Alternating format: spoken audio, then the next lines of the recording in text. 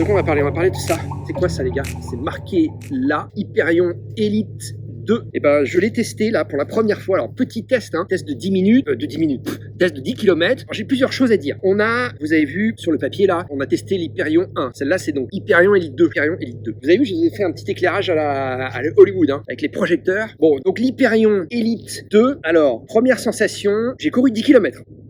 Voilà, c'est vraiment une première sortie. On va commencer par les points négatifs. Alors, point négatif, c'est que je trouve que ici, ici, là, au niveau du coup de pied, hein, là, c'est pas très large. C'est pas très large.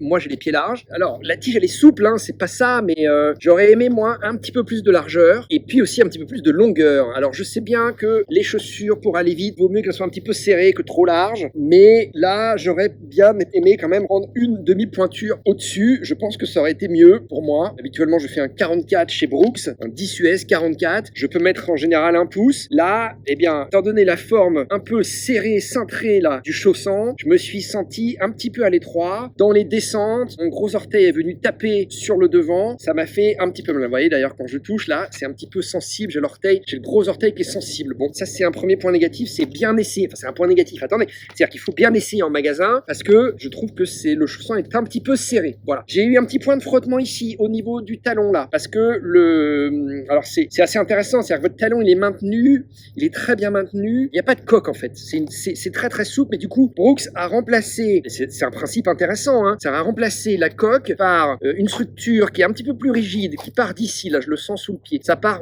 vraiment d'ici, hop, et puis ça vous entoure tout le pied, tout le talon, hein, disons que ça s'arrête comme ça des deux côtés, hein, tu vois, c'est là, de là à là, voilà. Comme ça, eh bien c'est une structure un petit peu plus rigide, avec un relief à l'intérieur, un petit relief à l'intérieur, qui vient se mettre un petit peu comme ça, si tu veux, sur le talon, sauf que moi, ça m'a fait un point de frottement sur le tendon d'Achille. Je l'ai senti sur ce pied gauche, je l'ai pas senti sur le pied droit.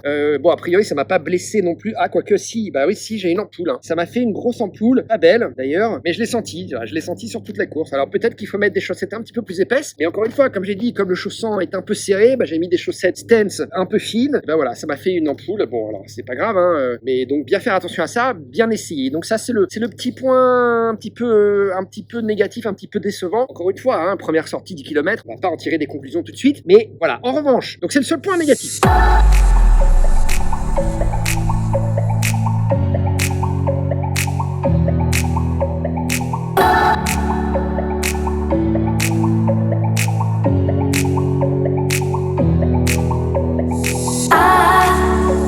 I hold on to this storm 'cause I need to be swept away, swept away.